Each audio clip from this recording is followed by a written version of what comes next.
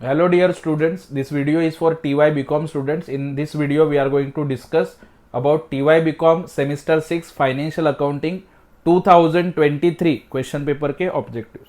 So without wasting time let's begin. ये 2023 का question paper है. जैसे मैं हमेशा बोलता हूँ 12 पूछे जाते हैं. ओके, MCQ 12 ट्रू और फॉल्स या फिर मैच द कॉलम्स. एनी 10 लिखते हैं बट आपको पूरा 12 का 12 अटेम्प्ट करना है. जो राइट होगा उसके मार्क्स आपको मिल जाएंगे. So let's see. MCQ पूछा था 2023 में. तो सबसे पहला MCQ, a limited liability partnership is governed bye. तो LLP का एक्ट है. सो LLP का एक्ट अगर कॉमन सेंस दिमाग यूज करोगे तो 50-50% आप कर पाओगे. नाम ही LLP है तो LLP के लिए LLP एक्ट ही रहेगा, राइट. बट ये दो एक्ट है 2008, तो ये तो आंसर नहीं हो सकते दोनों, राइट. तो ये दो एक्ट है, तो दोनों में से कौन सा एक्ट राइट आता है? Limited liability partnership act 2008.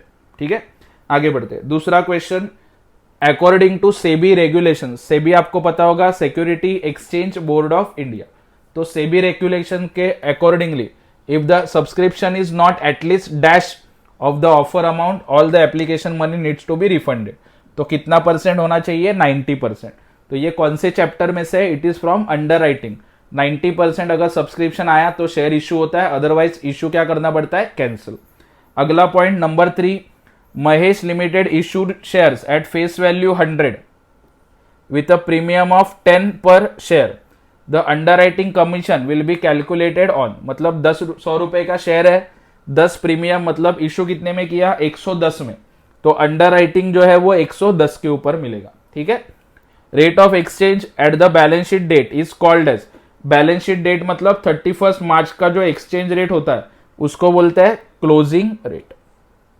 ठीक है, तो ये 1 2 3 4 हम लोगों ने देख लिया. रिमेनिंग देखते चलो.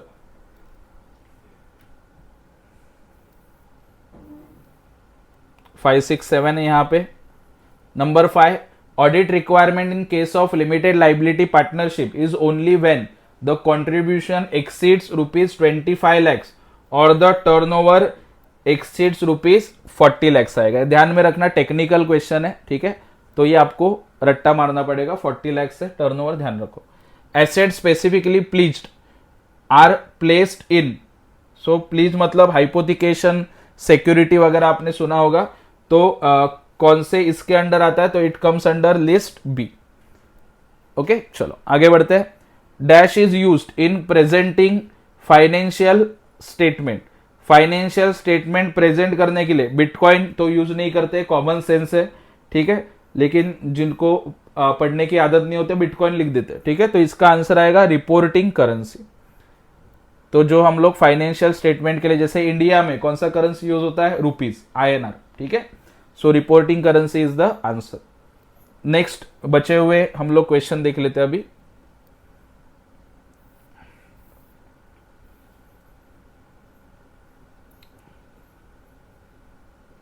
ओके, 8 9 10 11 एंड 12 एक साथ.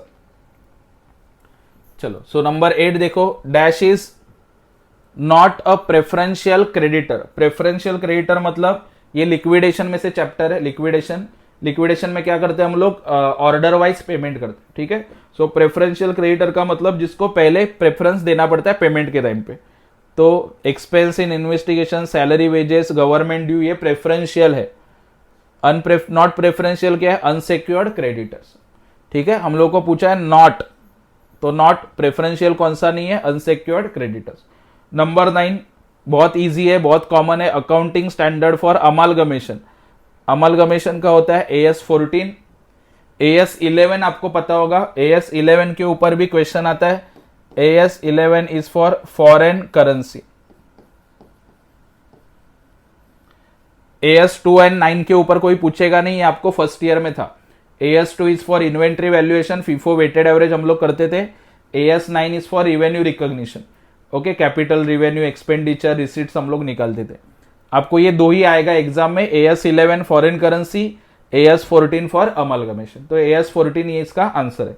Next one, number 10, application forms bearing stamp with the respective under writer are called. जिसके ऊपर स्टैंप होता है उसको बोलते हैं मार्क्ड एप्लीकेशन. और जिसके ऊपर स्टैंप नहीं होता उसको बोलते हैं अनमार्क्ड एप्लीकेशन, ध्यान रखना, ठीक है। अगला number 11, if the business of an existing company modern limited is taken over by existing company ultra modern limited, it is called. तो एक कंपनी का बिजनेस दूसरे ने टेक ओवर किया, उसको बोलते हैं एब्जॉर्प्शन। दोनों एग्जिस्टिंग है ना, एक ने दूसरे का बिजनेस टेक ओवर किया, दैट इज कॉल्ड एब्जॉर्प्शन, ठीक है। Number 12, a person can act as underwriter only if he hold a certificate granted by. तो अंडरराइटर का सर्टिफिकेट कौन देता है? कॉमन सेंस है, जिसका स्टॉक मार्केट के ऊपर कंट्रोल होगा, और स्टॉक मार्केट के ऊपर कंट्रोल किसका होता है? सेबी का, that is securities exchange board of India.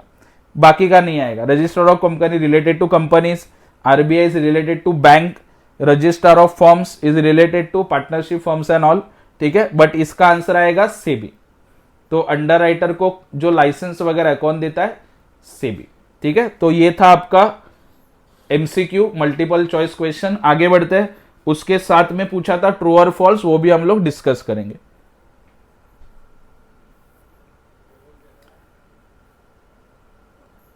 So these are your true और फॉल्स क्वेश्चंस। सबसे पहला number 1, amalgamation adjustment account is prepared to record the capital reserve in transfer company, this is false. अगला, underwriters are not required to subscribe the shares of firm underwriting, this is false. Firm underwriting का shares compulsory लेना ही पड़ता है underwriter को, ठीक है। उसके बाद when all the shares are underwritten by the underwriters it is called as partial underwriting, this is false. पूरा अगर अंडरराइटर को बेचने को दोगे उसको बोलते हैं फुल अंडरराइटिंग। पार्शियल का मतलब सपोज 10,000 शेयर है, 10,000 में से 8,000 बेचने के लिए दिया तो 2,000 बचा ना, तो उसको बोलते हैं पार्शियल।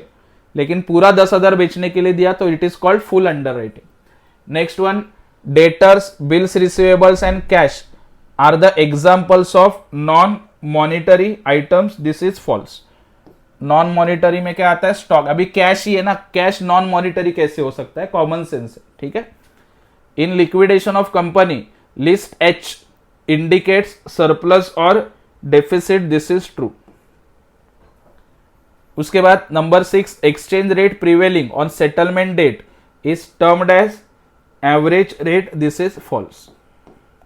उसके बाद in amalgamation fictitious assets should be transferred to realisation account to close the transferor company account, this is false. Fictitious assets या फिर मिसलेनियस एक्सपेंडिचर रियलाइजेशन में ट्रांसफर नहीं होता, वो ट्रांसफर होता है जो इक्विटी शेयर होल्डर्स है उनके अकाउंट में, ठीक है, ये ध्यान रखना। Number 8, pooling of interest method is method of accounting for amalgamation, this is true. Number 9, as per companies act 2013 the commission